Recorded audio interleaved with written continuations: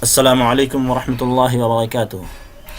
دوستوں، میں محمد راشد اقبال اور آپ دیکھ رہے ہیں ہمارا YouTube channel teach your self. دوستوں، اردو ادب سے متعلق ایک نئی ویڈیو لے کر ہم آپ کی خدمت میں حاضر ہوئے ہیں، اور آج ہم مثنوی قطب مشتری سے متعلق کچھ ممکنہ سوالات اور جوابات لے کر حاضر ہوئے ہیں۔ اردو ادب سے متعلق اور کئی موضوعات پہ ہم نے ویڈیوز بنا رکھی ہیں، اگر آپ نے انہیں نہیں دیکھا ہے تو ہمارے یوٹیوب چینل کا وزٹ کریں اور اس پہ وہ دیکھ سکتے ہیں آپ سابقہ تمام ویڈیوز۔ اور آگے بڑھنے سے پہلے ایک درخواست ہے کہ ہمارے جو نئے احباب ہیں، وہ جنہوں نے ہمارے چینل کو سبسکرائب نہیں کیا ہے، وہ چینل سبسکرائب کر لیں تاکہ آنے والی ویڈیوز کا نوٹیفیکیشن انہیں ملتا رہے اور آپ ان سے استفادہ کر سکیں۔ اور دوستو، اگر ہماری یہ کوشش آپ کو اچھی لگ رہی ہو تو زیادہ سے زیادہ لوگوں تک پہنچائیں، اپنے دوستوں احباب کو شیئر کریں اور ان ویڈیوز کو لائک کریں۔ ٹھیک ہے دوستو، چلیے آگے بڑھتے ہیں۔ مثنوی قطب مشتری سے متعلق ممکنہ اہم سوالات و جوابات۔ سوال نمبر 1، وجہی کا پورا نام کیا ہے؟ ملا وجہی کا پورا نام کیا ہے؟ جواب، نام اسد اللہ اور تخلص وجہی ہے۔ نمبر 2، وجہی کب اور کہاں پیدا ہوئے تھے؟ جواب، ابراہیم قطب شاہ کے زمانے میں گولکنڈہ میں 1566 میں پیدا ہوئے تھے۔ ابراہیم قطب شاہ کے زمانے میں گولکنڈہ میں 1566 میں پیدا ہوئے تھے۔ نمبر 3، وجہی نے کتنے بادشاہوں کا زمانہ دیکھا؟ جواب، 4 بادشاہوں کا زمانہ دیکھا۔ ابراہیم قطب شاہ، محمد قلی قطب شاہ، محمد قطب شاہ اور عبداللہ قطب شاہ کا زمانہ دیکھا۔ ان 4 بادشاہوں کا زمانہ دیکھا انہوں نے۔ وجہی کس بادشاہ کے دربار سے وابستہ تھے؟ جواب، محمد قلی قطب شاہ کے دربار سے وابستہ تھے اور انہیں ملک الشعراء کا خطاب بھی ملا تھا۔ محمد قلی قطب شاہ کے دربار کے ملک الشعراء تھے۔ وجہی کا انتقال کب ہوا؟ 1070 عیسوی میں۔ جواب، 1070 عیسوی میں۔ گولکنڈہ کی پہلی تبازات مثنوی کون سی ہے؟ گولکنڈہ کی پہلی تبازات مثنوی کون سی ہے؟ جواب، وجہی کی قطب مشتری۔ سوال، وجہی نے قطب مشتری کب لکھا؟ جواب، 1609 عیسوی میں۔ سوال نمبر 8، اردو کی پہلی نثری تصنیف کون سی ہے؟ پہلی نثری تصنیف۔ جواب، وجہی کی سبرس۔ وجہی کی جو سبرس ہے یہ اردو کی پہلی نثری تصنیف ہے۔ سوال نمبر 9، وجہی نے سبرس کو کب لکھا؟ سبرس کب لکھا؟ جواب، 1635 عیسوی میں۔ سوال نمبر 10، وجہی نے قطب مشتری کس کی فرمائش پہ لکھی؟ جواب، محمد قلی قطب شاہ کی فرمائش پہ، جس کے دربار کے ملک الشعراء تھے، انہی کی فرمائش پہ انہوں نے قطب مشتری لکھی۔ اور قطب مشتری کے اندر محمد قلی قطب شاہ کی ہی عشقیہ کہانی کو پیش کیا گیا ہے، لیکن تھوڑے سے فرضی انداز میں، مطلب کچھ مزید باتیں اس کے اندر ایڈ کر کے۔ ٹھیک ہے۔ سوال نمبر 11، شہزادہ محمد قلی قطب شاہ جس لڑکی پر فریفتہ ہو گئے تو اس کا نام کیا تھا؟ اصل کہانی میں جو شہزادہ کو جس لڑکی سے عشق تھا یا جس پر فریفتہ ہو گیا تو اس کا نام کیا تھا؟ بھاگمتی نام تھا، اس لڑکے کا نام بھاگمتی تھا۔ سوال، جب محمد قلی قطب شاہ بادشاہ بنے تو اس لڑکی سے شادی کر کے اس کو کون سا خطاب دیا؟ جواب، اس لڑکی سے شادی کر کے اس کا نام، اس لڑکی یعنی بھاگمتی سے شادی کر کے اس کے نام پر ایک گاؤں بھاگ نگر بسایا اور اس لڑکی کو شاہی رسم و رواج کے مطابق مشتری کا خطاب دیا۔ کیا خطاب دیا؟ مشتری کا۔ اور قطب مشتری کے اندر جو ہے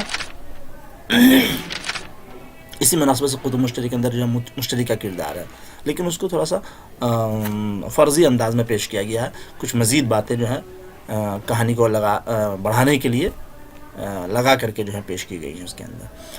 خیر، آگے دیکھیں۔ مثنوی قطب مشتری میں مشتری کس جگہ کی شہزادی رہتی ہے؟ یہ اصل کہانی کی بات کر رہے ہیں کہ مثنوی قطب مشتری کے اندر جو مشتری ہے وہ کس جگہ کی شہزادی رہتی ہے؟ جواب، بنگالی کی شہزادی رہتی ہے۔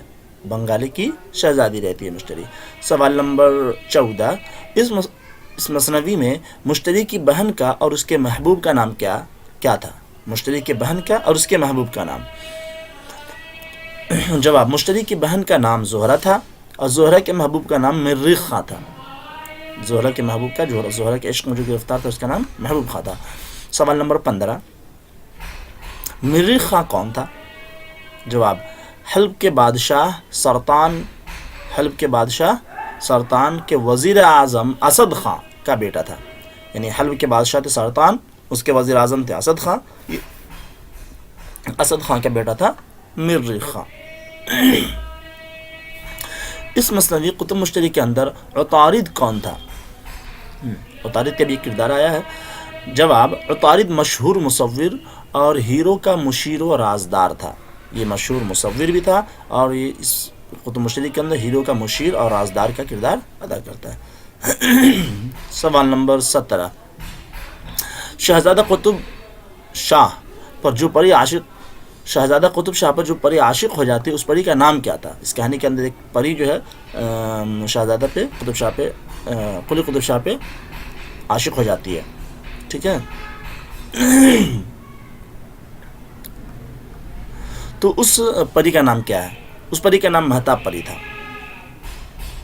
سوال، سلکھن پری کون تھی؟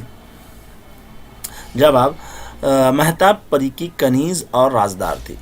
جو مہتاب پری تھی جو شہزادہ پہ عاشق ہو گئی تھی، اس کی کنیز اور اس کی رازدار تھی سلکھن پری. سوال نمبر 19، مریخ خاں راکشس کے پاس جس قلعہ میں قید تھا اس میں کتنی خندقیں تھیں؟ یعنی مریخ خاں کو راکشس نے ایک قلعے میں قید کر رکھا تھا، اس قلعے کے اندر کتنی خندقیں تھیں؟ جواب، 7 خندقیں تھیں. سوال نمبر 20، شہزادہ اور عطارد کس بھیس میں سفر پر نکلے تھے؟ شہزادہ اور عطارد کس بھیس میں سفر پر نکلے تھے؟ جواب، سوداگر کا بھیس بنا کر سفر پر نکلے تھے. یہ دونوں سوداگر کے بھیس میں سفر پر نکلے تھے. سوال نمبر 21، شہزادہ نے مہتاب پری کو نشانی کے طور پہ کون سی چیز دیتا ہے؟ نہیں ہوگا. شہزادہ مہتاب پری کو نشانی کے طور پہ کون سی چیز دیتا ہے؟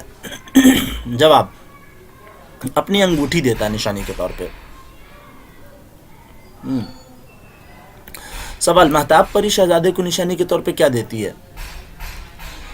جواب، مہتاب پری نشانی کے طور پہ ترنگ باد پا گھوڑا، کیا ہے؟ ترنگ باد پا گھوڑا دیتی ہے. سوال نمبر 23، آخر میں بنگالے کی شہزادی مشتری کس رنگ کے گھوڑے پہ سوار ہو کر شہزادے سے ملنے جاتی ہے؟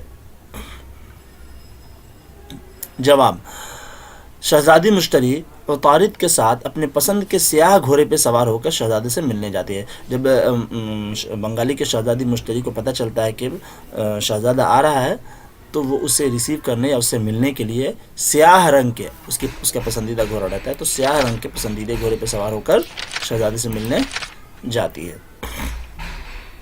ٹھیک ہے دوستوں، تو آج کے اس سوال جواب والے ویڈیوز کے اندر اتنا ہی. اور اس کے بعد بھی جو مثنوی سے متعلق جو اور چیپٹرز باقی رہ گئے انشاءاللہ اس کا بھی سوال جواب بنا کر ہم اپلوڈ کریں گے. اور بھی داستان کے موضوع پر بھی ہم ویڈیو بنا رہے ہیں ابھی، تو آپ ان ویڈیوز کو دیکھیں، لائک کریں، شیئر کریں اور زیادہ سے زیادہ لوگوں تک پہنچائیں. ٹھیک ہے دوستوں، تو آج کے لیے اتنا ہی. پھر جلد ہی ملتے ہیں اگلے کسی ویڈیو میں. جب تک خوش رہیں، اپنا خیال رکھیں.